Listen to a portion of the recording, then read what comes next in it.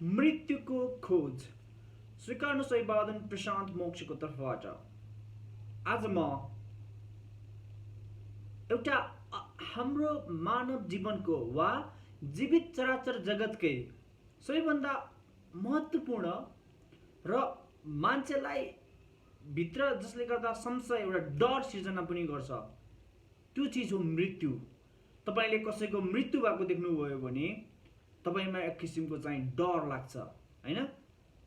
मान्छे मरिरहेको देखे कति कति बच्चाहरू कति मान्छेहरू मृत लासलाई देखेर मान्छेहरू चाहिँ बेहोस भएको सुनिन्छ। किन त्यस्तो हुन्छ? र र अध्यात्ममा जुन मृत्युलाई जीवनको अनुनाशित र मुक्तिको बाटोको लागि सबैभन्दा पहिला बुझ्नुपर्ने कुरा भनेको अध्यात्ममा मृत्यु हो। बुझ्नु मात्रै होइन, आत्ममन्थन गरेर त्यसलाई इन्टरनलाइज गर्नु पर्यो, आन्तरिकीकरण गर्नु पर्यो। आफू चाहिँ मृत्युसँग चाहिँ मृत्युभन्दा पर हुनु, मृत्युको अतीतमा पुग्नु पर्यो। जबसम्म आफू कोही पनि मानव आत्मा मृत्युको अतीतमा पुग्दैन, बियोन्ड डेथ पुग्दैन, तबसम्म उस चाहिँ मुक्तिको बाटोमा अगाडि बढ्नै सक्दैन। त्यही भएर के हो त यो मृत्यु? त्यही भएर आज मैले चर्चा गर्न गइरहेको विषय हो मृत्यु र मृत्युको खोज। वास्तवमा मानिसलाई जसरी जब तपाईँ जन्मिनुभयो, एकजना जब एउटा जीवित आत्मा जन्मिन्छ, त्यसपछि प्रकृतिको नियम के हो भने जन्मिसकेको वस्तु वा जन्मिसकेको कुनै पनि जीवित आत्माहरूको मृत्यु अवश्य सम्भावी छ। यदि त्यसो हो भने हामी जुन बेला मर्छन्, जुन बेला त्यो प्राणी मर्छ वा मानिसै मर्छ, त्यतिखेर उसको मृत्यु नभएर हामी त हरेक पल मरिरहेका रहेछौँ। मृत्यु भनेको एउटा घटना नभएर मृत्यु भनेको एउटा कन्टिन्युएसन रहेछ होइन, लगातार चलिरहेको घटना रहेछ। जस्तै म अहिले मेरो हरेक क्षण मलाई हेर्नुभयो अघि 2 मिनट अगाडि र अहिलेमा पनि म केही मरिसकेँ, वा तपाईँले यो भिडियो हेरिरहनु भएको छ भने पनि तपाईँ पनि 2 मिनट र अहिलेमा केही मरिसक्नुभयो, तपाईँ कुनै अंश मरिसक्यो। तर यस्तो जसरी हामीले सास फेरिरहेका छौँ, जसरी म तपाईँसँग कुरा गरिरहेको छु, त्यतिखेर त्यस्तो गर्दाखेरि मैले जसरी सास फेरिरहेको छु त्यसरी नै म मरि पनि रहेको छु। तर हामीलाई सास फेर्दाखेरि त हामीलाई डर लाग्दैन होइन, सास फेर्ने कुरा त हामीलाई डर लाग्दैन। तर मृत्यु भन्ने कुरा सुन्दाखेरि हामीलाई डर लाग्छ। किन त्यस्तो हो? आज यसकै बारेमा म मन्थन गर्न चाहन्छु। फ्रेडरिक नित्सेले आफ्नो किताब 10 स्पेक जराथस्ट्रमा लेखेका छन् कि तिमीलाई थाहा छैन भगवान त मरिसके भन्छन् कि एउटा कहानीमा। उनी जराथस्ट्र चाहिँ तल झर्दाखेरि जराथस्ट्रले एउटा मान्छे भेट्छ, उसलाई चाहिँ don't you know God is already dead भन्छन् होइन। अब तपाईँले बुद्ध वा महावीरकै बेलामा पनि एउटा जाति विद्या भन्ने थियो, त्यो भनेको पुनर्जन्मको स्मरण हो। त्यसको पनि सेन्ट्रलमा के छ भने मृत्युकै कुरा आयो। किन मृत्युको कुरा आयो भने तपाईँ त यो जीवन र मृत्यु भनेको त एउटा प्रोसेस मात्रै हो होइन, अन्तिम घटना होइन। त्यसपछि पनि तपाईँको जीवन चाहिँ चलिरहेको छ, अनन्त अनादिदेखि चलिरहेको छ। हो त्यसको लागि चाहिँ पहिलेको जन्महरू स्मरण गर्न जाति विद्या, बुद्धले के भनिन्छ भने बुद्ध महावीरले चाहिँ त्यो जाति विद्यामा नगइकन त आफ्नो शिष्य नै बनाउँदैनथे, भिक्षु नै बनाउँदैनथे भनिन्छ। र अध्यात्ममा तपाईँले धेरैवटा तपाईँ आध्यात्मिक महात्माहरूको कहानीहरू सुन्नुभयो भने, इभन तपाईँले क्राइस्टकै जीवन हेर्नुभयो भने यदि क्राइस्टलाई चाहिँ सुलीमा नचढाएर नमारेका भए क्राइस्ट आज क्राइस्ट हुने थिएनन् होइन। हाम्रो हामीसँग त्यो एउटा मृत्यु भन्ने चिज चाहिँ यति मानिसको जीवनको यस्तो अभिन्न अङ्ग हो। हाम्रो धर्म संस्कृति हरेक कुरामा चाहिँ हाम्रो मृत्युलाई चाहिँ सेन्टरमा बनाएर हामीले आफ्नो जीवन, हाम्रो धर्म संस्कृतिहरू चलिरहेको छ। तर यस्तो कुरा पनि किन एउटा ट्याबु भएर एउटा डरलाग्दो चिज भएर मानिसलाई अहिले पनि हन्ट गर्छ। तपाईँले जस्तै कन्भर्सेसन कोहीसँग कुराकानी गर्दाखेरि मानव तपाईँ मर्नुभयो भोलि भन्यो भने ओहो छि छि छि कस्तो अलक्षिण बोलेको भन्छ होइन। त मलाई हुन्छ क्या, जस्तै मैले कोही मान्छेलाई वा मै भोलि मरेँ भने भन्छु होइन, ओहो छि छि अलक्षिण यो यस्तो यस्तो अशुभ नबोल भनेर भन्छ। के को डर हो त मान्छेमा होइन। र अर्को कुरा, मान्छेमा यदि मृत्यु त्यति महत्त्वपूर्ण छ भने हामी जति पनि सामान्य मान्छे छ, सामान्य जीव आत्माहरू छन्, उनीहरूले मृत्युको चाहिँ खोज किन गरेनन् त? यो पनि प्रश्न हो। हेर्नुहोस् है, अब म यसलाई तपाईँलाई एउटा सिस्टमेटिक तरिकाले बुझाउन चाहन्छु। यसरी बुझ्नुहोस्, जस्तै तपाईँ जन्मनुभयो, जन्मिसकेपछि तपाईँको मृत्यु त निश्चित छ होइन। तपाईँ जन्मनुभयो, जन्मेको अर्को दिन पनि मर्न सक्नुहुन्छ, जन्मेको 5 वर्षपछि पनि मर्न सक्नुहुन्छ, जन्मेको 100 वर्षपछि पनि मर्न सक्नुहुन्छ, 50 वर्ष जहिले पनि मर्न सक्नुहुन्छ। तपाईँ बाँच्दासम्म जीवित हुनुभयो, मरेपछि मर्नुभयो, सक्यो। तपाईँको जीवनको चाहिँ वास्तविक यथार्थ भनेको मृत्यु जतिको सत्य मानिसको जीवनमा केही पनि छैन। तर हामीलाई समाजले चाहिँ मृत्युको बारेमा सोच्न सिकाउँदैन, किनकि मृत्युलाई मान्छेले चाहिँ पेसिमिस्टिक होइन, मर्नु, असफल हुनु होइन, लुट्नु होइन, किन यो नेगेटिभको रूपमा मृत्युलाई मान्छेले नकारात्मकको रूपमा सोचिरहेको छ। त्यस कारणले गर्दाखेरि समाजले, परिवारले जहिले पनि बच्चादेखि नै सकारात्मक के हो त होइन, बच्चा जन्मियो उसको सकारात्मक कुरा के हो भने अब उसले बोल्न सिक्न पर्यो, पढ्न सिक्न पर्यो होइन, अनि पढेर पनि सिक्यो। अब सकारात्मक कुरा के हो त भने जागिर खोज्नु पर्यो होइन, बिजनेस गर्नु पर्यो, विदेश जानु पर्यो, के गर्नु पर्यो, अनि त्यसपछि विवाह गर्नु पर्यो। सकारात्मक कुरा, बच्चा जन्माउनु पर्यो होइन, अनि बच्चालाई हुर्काउनु पर्यो, बढाउनु पर्यो, पढाउनु पर्यो, उसको पनि विवाह गरिदिनु पर्यो। आफू बुढो भइन्छ, त्यसपछि अब कुनै हुन्छ नि त्यही भगवानको नाम जप्ने हो, बस्ने हो, तर अन्तिममा आएपछि बल्ल उसले चाहिँ ए राम नाम सत्य भन्न थाल्छ। अब यसरी हामीलाई हुर्काइसकेपछि हामीले मृत्युको बारेमा चिन्तन गर्ने त परै जाओस्, मृत्युलाई चाहिँ आफ्नो जीवनको अभिन्न अङ्ग हो भनेर स्वीकार्नु पनि प्राय असम्भव हुन्छ। तर यसले के गरिदिएको छ भने, हेर्नुहोस् है, मैले किन मृत्युको बारेमा चर्चा गर्न खोजिरहेको हो भने तपाईँको जीवनमा तपाईँको जति पनि अनसर्टिनिटीहरू छ है, जति पनि तपाईँ जीवनमा चाहिँ अनिश्चितताहरू छ, जीवनमा जति पनि तपाईँको भयहरू छ, डरहरू छ होइन। धेरै मान्छेले मलाई प्रश्न गर्नुहुन्छ कि जीवनमा भय छ, डर छ होइन, पहिला सानो हुँदा राम्रो एकाडेमिकल्ली कतिको मार्क्स स्कोर गर्छ भन्ने डर छ, गर्छु कि गर्दिनँ भन्ने, राम्रो पढिसकेपछि राम्रो जागिर गरेर कति अर्न गर्छु भन्ने डर छ, गर्छु कि गर्दिनँ होइन, अनि अर्न गरिसकेपछि राम्रो सम्पत्ति जोडेर होइन गाडी कार किन्न सक्छु कि सक्दिनँ भन्ने डर छ। त्यो मात्रै होइन, ती सबै कुरा गर्दाखेरि चाहिँ समाजले मलाई के भन्छ होइन, फल्लो मान्छेले मलाई के भन्छ, कति कुरा तपाईँलाई इच्छा नलागेको हुनसक्छ, तपाईँको वरिपरिका मान्छेले गरिरहेका छन्, त्यो भएर समाजले गरिरहेको छ, त्यो उसले के भन्ला त मलाई भनेर गरिदिउँ भनेर गरिरहेको हुन्छ।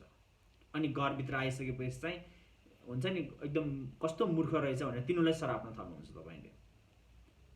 यी सबै कुराको जड कहाँ चाहिँ हो भने डर हो है। अनि डरको फेरि जड कहाँ हो भने मृत्यु हो। मैले यसरी भन्दाखेरि तपाईँले नबुझ्नु पनि सक्नुहुन्छ, तर तपाईँले आफैलाई गत्त लिनुहोस्, सोच्नुहोस् कि तपाईँलाई अहिलेबाट मृत्युको डर गयो। धेरै मान्छेले मलाई प्रश्न सोध्छन् कि जस्तै तिमी यति किन निर्भीक, तपाईँ यति किन निर्भीक, तपाईँलाई किन डर लाग्दैन भनेर भन्छन् होइन। त्यो मेरो डर त्यो दिनबाट गयो जब मलाई मृत्युदेखि डर लाग्न छोड्यो।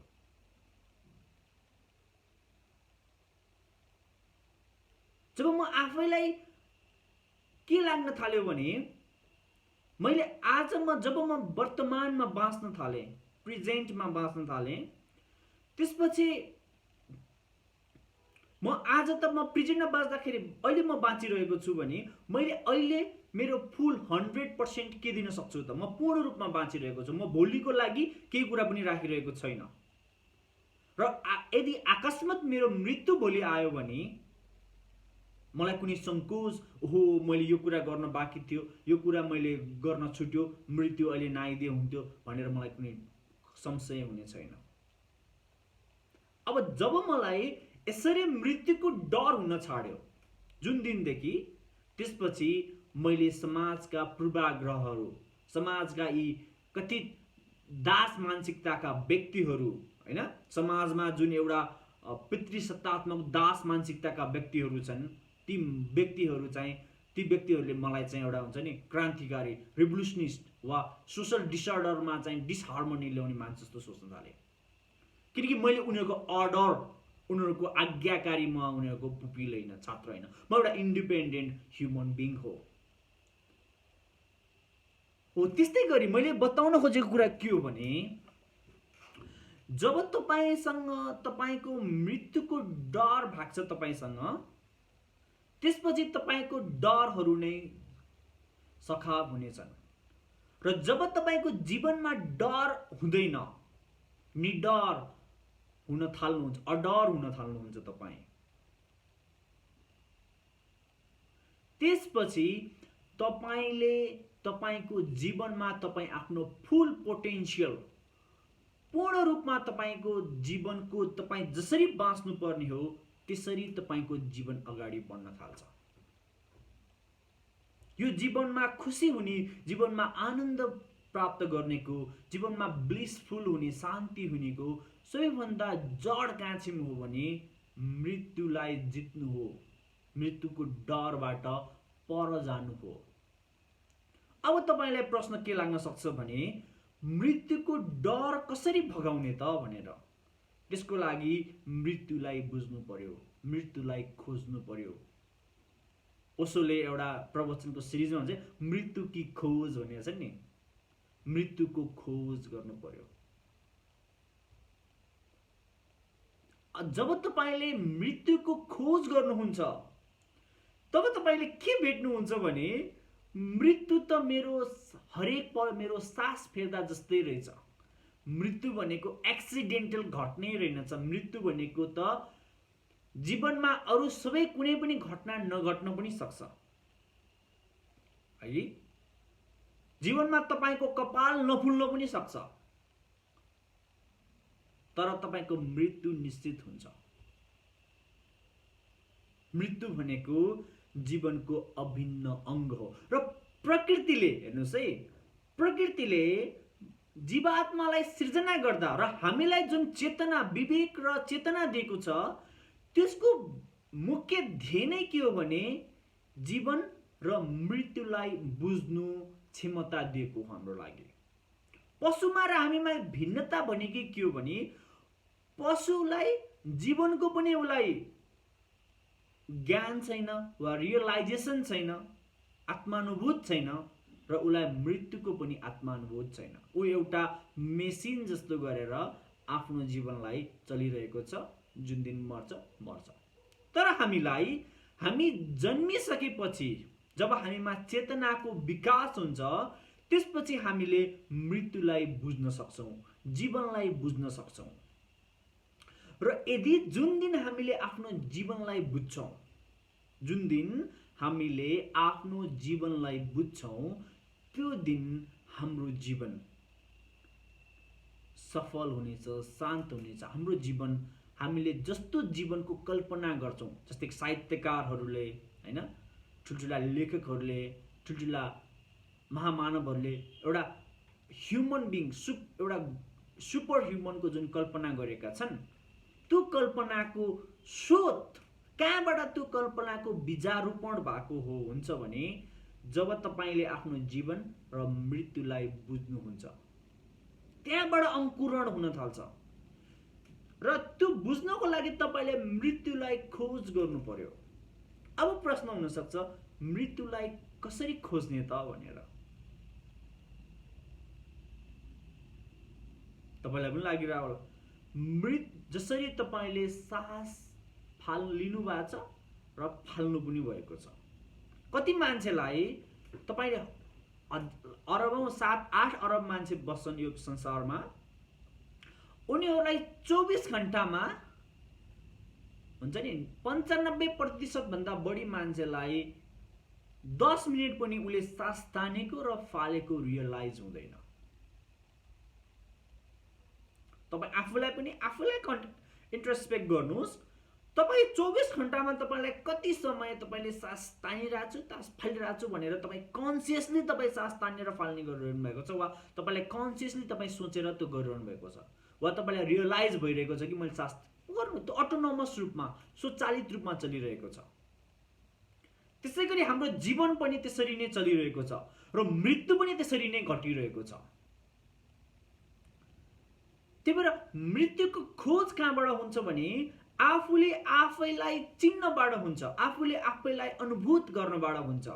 आफ्नो जीवनमा घटिरहेको घटना, आफ्नो जीवनमा भइरहेको अनुभव र आफूले सुरु कहाँबाट गर्नुस् भने तपाईले सास फाल्ने र सास तान्ने प्रोसेसलाई रियलाइज गर्नबाट गर्नुस्। तपाईको मुटुको धड्कनलाई सुन्नबाट गर्नुस्। तपाईको हरेक चालहरू चल्दाखेरि त्यसलाई अनुभूत गर्ने प्रयास गर्नुस्। तपाईले खाएका हरेक गाँसमा चाहिँ त्यसलाई अनुभूत गरेर खाने गर्नुस्। तपाईले गरेको हरेक कर्ममा चाहिँ चेतना कन्सियस भएर गर्ने कोसिस गर्नुस्। यदि तपाईका हरेक पलहरू तपाईले यदि कन्सियस भएर गर्नुभयो भने तपाईलाई जो जीवनको पनि रियलाइज हुन थाल्छ, आफ्नो जीवनको रियलाइज हुन थाल्छ। त्यसैगरी तपाईलाई आफ्नो मृत्युको पनि रियलाइज हुन थाल्छ। तपाईको मृत्युलाई तपाईले चिन्ने नै आफ्नो जीवनलाई चिनेर हो। यदि तपाईले मृत्युलाई चिन्न चाहनुहुन्छ भने पहिला जीवनलाई चिन्नुहोस्। यदि जीवनलाई चिन्न चाहनुहुन्छ भने जीवनका अङ्गहरूलाई चिन्नुहोस्, भागहरूलाई चिन्नुहोस्, हैन, जीवनका साना साना घटनाहरूलाई अनुभूति गर्नुहोस्। हो त्यो गर्न थाल्नुभयो भने त्यही भएर ध्यानको महत्त्व त्यहाँ चिन्नु। हेर्नुहोस् है, किन ध्यान ध्यान ध्यान भनिरहेको छ मान्छेले, र अहिले अब मान्छेले ध्यानलाई व्यापारै बनाइदियो, हैन, ध्यानलाई फेसन बनाइदियो, हैन, ध्यानलाई मान्छेले चाहिँ एउटा अचम्मको एउटा हुन्छ नि, एउटा के भन्छ, एउटा स्पोर्ट्स जस्तो बनाइदियो मान्छेले। तर ध्यान भनेको नित व्यक्तिगत कुरा हो। ध्यान भनेको स्वयंको कुरा हो। स्वयं जुन आफूलाई अनुभूति नगरेर तपाईँ जुन भड्किरहनु भएको छ, बाहिर बाहिर सोचिरहनु, तपाईँको मन बाहिर बाहिर दौडिरहेको छ, त्यसलाई खिचेर आफूलाई आफैसँग रियलाइज गर्ने प्रोसेस नै ध्यान हो। ध्यानको महत्त्व त्यो हो। र तपाईले कति भन्छ ध्यान मैले मुक्ति पाउनको लागि गरेको। तपाईले यदि आफ्नो जीवनमा आधारभूत जीवनलाई नै अनुभूति गरिरहनु भएको छैन, तपाईले आफूले सास फेरिरहेको छु, मुटु धड्किरहेको छ, तपाईको जीवनलाई तपाईले कन्सियस भएर बिताइरहनु भएको छैन भने मुक्ति त परै जाओस्, हैन, तपाईँ आफ्नो जीवनको आनन्दपूर्वक बिताउन पनि सक्नुहुन्न। मुक्ति त धेरै पर। मुक्ति सगरमाथा हो भने तपाईँ अहिले कुनै समुद्रको रेतमा चाहिँ तपाईँ तैरिरहनु भएको छ। तपाईलाई धेरै माथि पुग्नु छ मुक्तिको बाटोमा पुग्न त। तर अब कति बाबाहरूले, यस्ता कथित गुरुहरूले जसले आफ्नो जीवनमा ध्यानै घटेको छैन, उनीहरूले ध्यान सिकाइरहेका छन् र उनीहरूको जुन बिग मार्केटिङ प्रोपोगन्डाले गर्दाखेरि चाहिँ मान्छेहरू उनीहरूको फलोवर भएर, हैन, उनीहरूले के दास बनाइरहेका छन् उनीहरूका शिष्यहरूलाई। बनिरहेका पनि छन् मान्छेहरू। That is your choice. You are a conscious human being and that's your choice, because you can, if you have your eye, if you want to shut your eye and just be blind and just follow some master, that's up to you. त्यो तपाईको लागि हो, तपाईले गर्नु हो, तपाईको choice हो। कोही बुद्धले पनि आफ्नो जीवनभरि चाहिँ उले 30-40 वर्षसम्म चाहिँ 40-50 वर्षसम्म चाहिँ उले प्रवचन दिँदै गाउँ गाउँमा हिँडे, तर मान्छेहरू उनलाई ढुङ्गा हान्थे। किन त्यस्तो गर्थे त? किनकि तपाईलाई भेडा भएर, तपाईलाई अन्धो भएर जीवन बिताउन तपाईलाई सहज छ, हैन। कोही मान्छेलाई चाहिँ आफ्नो मास्टर बनाएर, भाग्य विधाता बनाएर तपाईँ आफू चाहिँ दास भएर बाँच्न तपाईलाई सजिलो छ, हो त्यसको लागि तपाईले चाहिँ अन्धभक्त भएर follow, that is up to you, you can choose, हैन। त्यसमा no comment at all, because तपाईको जीवन हो। तपाईँ आफ्नो जीवन कसरी बिताउन चाहनुहुन्छ that is up to you, तपाईँमा भर पर्ने कुरा हो। त्यस कारणले गर्दाखेरि मृत्यु जीवन जसरी जीवन तपाईले जीवन छ मानिसको, त्यसरी नै मानिसको मृत्यु पनि, जीवन र मृत्यु भनेको एकै सिक्काका दुई पाटो हुन्। र मृत्यु एउटा कुनै घटना नभएर मृत्यु स्लो प्रोसेस, तपाईँ जन्मिँदैदेखि तपाईँ हरेक पल मरिरहनु भएको छ। र जुन मोमेन्टमा तपाईले आफ्नो जीवनमा मृत्युलाई पनि आत्मसात गर्न सक्नुहुन्छ, मृत्युलाई पनि रियलाइज गर्नुहुन्छ, कन्सियसली चेतनशील भएर आफ्नो जीवनमा जीवनलाई र मृत्युलाई चाहिँ अंगीकार गर्नुहुन्छ, अनुभूत गर्नुहुन्छ, त्यस पलदेखि तपाईँ एउटा स्वतन्त्र मानव, स्वतन्त्र विवेकशील चेतनशील मानव हुनुहुन्छ। र असली मानवको परिभाषा नै यो हो। अहिलेसम्म त तपाईँ एउटा ह्युमनोइड, भेडा पनि होइन, तपाईँ एउटा रोबोट भएर मानिसको आकृतिमा कुनै यन्त्र जस्तो तपाईले आफ्नो जीवनलाई, समाजले तपाईलाई एउटा परिभाषा गरिदिएको छ, समाजले तपाईलाई एउटा जीवन जिउने तरिका सिकाइदिएको छ, त्यही छ तरिकाले यन्त्र जस्तो, जस्तै रोबोटमा कोडिङ गरेर एउटा इन्टेलिजेन्स, एउटा कोडिङ गरेर उसलाई चाहिँ सर्टेन इन्स्ट्रक्सन दिइन्छ, त्यसरी तपाईलाई समाजले दिइरहेको छ, तपाईले त्यसलाई नै फलो गरिरहनु भएको छ। अब त्यो चक्रबाट बाहिर निक्लिएर तपाईँ एउटा सच्चा मानव भएर आफ्नो मानिसको चाहिँ पूर्ण एबिलिटीमा, पूर्ण क्षमतामा आनन्दपूर्वक, शान्तिपूर्वक जीवनलाई अगाडि बढाउन चाहनुहुन्छ भने तपाईले आफ्नो जीवनलाई म को हुँ, मेरो जीवनको अर्थ के हो, त्यसमा तपाईले त्यसलाई खोज गर्न थाल्नुपर्छ। र त्यो खोजको स्रोत कहाँबाट खोज्नु पर्यो भने तपाईको मृत्युलाई खोज्न थाल्नुहोस्। यदि तपाईले मृत्युलाई जीवनमा रियलाइज गर्न सक्नुभयो भने तपाईको जीवनमा अहिले जति पनि संशय छन्, द्वन्द्वहरू छ, दम्भ छ, हैन, अहंकार छ, जे कुराहरू तपाईको जीवनमा नकारात्मक कुराले तपाईको जीवनमा नकारात्मक प्रभाव पारिरहेको छ, ती सबै कुराहरूको अन्त्य भएर तपाईको जीवन अझ बढी शान्त, अझ बढी आनन्दित तुल्य हुनेछ। धन्यवाद।